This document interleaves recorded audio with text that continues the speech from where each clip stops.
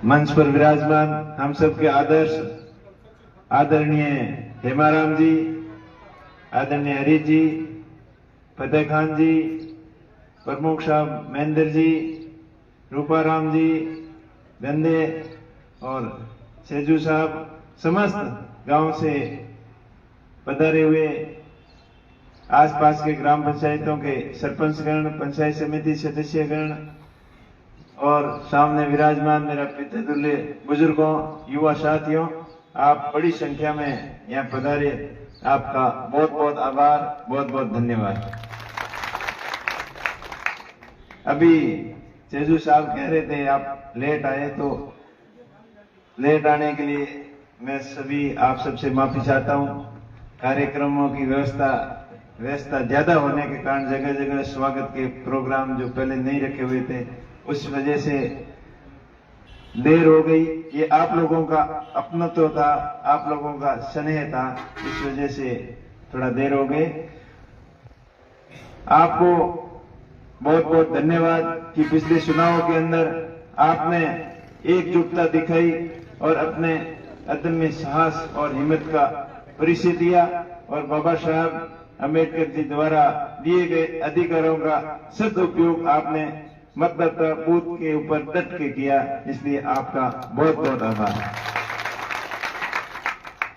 मतदान के दिन सबसे ज्यादा समय शिवमयी निकला, क्योंकि लंबा क्षेत्र है और एक क्षेत्र में निकलने के बाद में फिर वापस पहुंचना बड़ा मुश्किल होता है। जहां भी गए बूथ के अंदर जो कांग्रेस पार्टी के कार्यकर्ता और बूथ एजेंट जिस हौसले के साथ डटे थे, मुझे तो उस दिन ही लग गया कि रिजल्ट बहुत शानदार आने वाला है।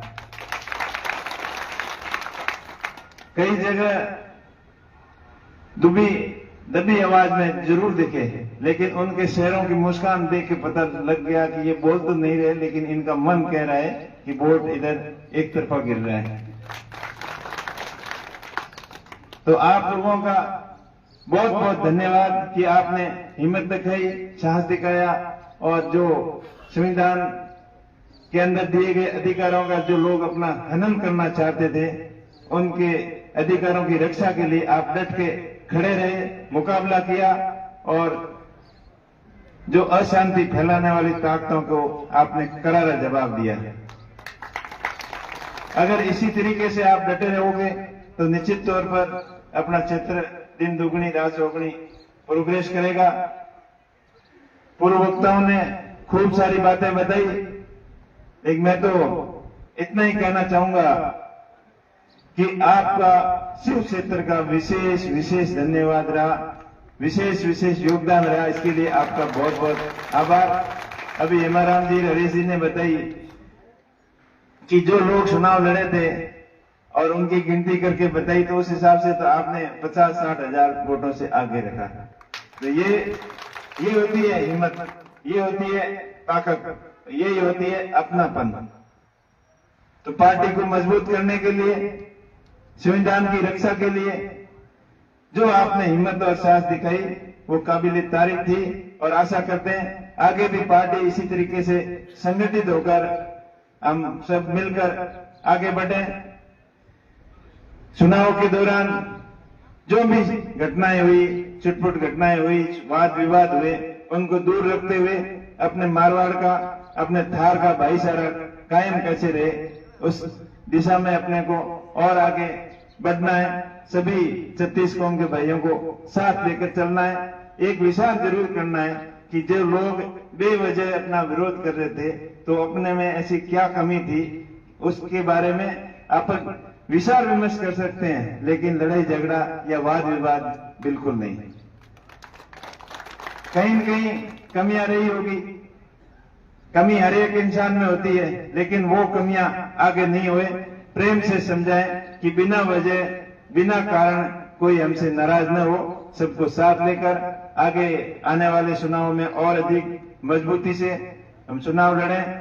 आप लोगों ने जो मेरे के ऊपर भरोसा किया, अभी हेमाराम जी, हरीश जी, रूपाराम जी सब कह रहे थे, उन सभी की बातों को मैं ध्यान में रखते हुए 36 कौम के लोगों को साथ में लेके चलूंगा और मेरा प्रयास रहेगा कि शिक्षा के क्षेत्र में अपना धार आगे बढ़े, नई ऊंचाइयों तक जाए। अपने यहाँ के किसानों के बेटे यहाँ से पढ़कर अच्छी शिक्षा लेकर अपने पैरों के ऊपर खड़े हुए अच्छी नौकरी में जाए, आईएएस बने, आईपीएस बने, डॉक्टर बने और विदेशों में भी जाकर अपना व्यवसाय बढ़ाएं। और जो राजस्थान के प्रवासी भाई हैं उनसे मेरा प्रयास रहेगा कि राजस्थान के लोग भारत में ही नहीं विदेशों के अंदर भी बड़े बड़े उद्योग लगा के बैठे हैं, उनसे मेरी रिक्वेस्ट रहेगी कि अपने राजस्थान के अंदर, अपने बाड़मेर के अंदर भी नए उद्योगों का निर्माण करें ताकि स्थानीय लोगों को यहाँ ज्यादा से ज्यादा रोजगार मिले। क्योंकि स्किल है, उनमें क्षमता है करने की, लेकिन कहीं न कहीं कमियां रही है, सुविधाओं का अभाव रहा, जिस वजह से अपने क्षेत्र का विकास कम हुआ। मेरा प्रयास रहेगा कि अपने क्षेत्र के विकास के लिए जो भी नई रेलवे लाइन है जैसलमेर, बाड़मेर, गुजरात, उसके लिए निरंतर प्रयास करेंगे। इंदिरा गांधी नहर, नर्मदा नहर की कैपेसिटी बढ़ाते हुए सिंचाई के पानी के साथ साथ अपने पीने के पानी की सबसे पहले व्यवस्था हो और माही डैम का राजस्थान के हिस्से का पानी, जो पश्चिमी राजस्थान के हिस्से का लंबे समय से लंबित मांग थी, पूर्व नेताओं ने भी प्रयास किए लेकिन उसमें सफलता नहीं मिली।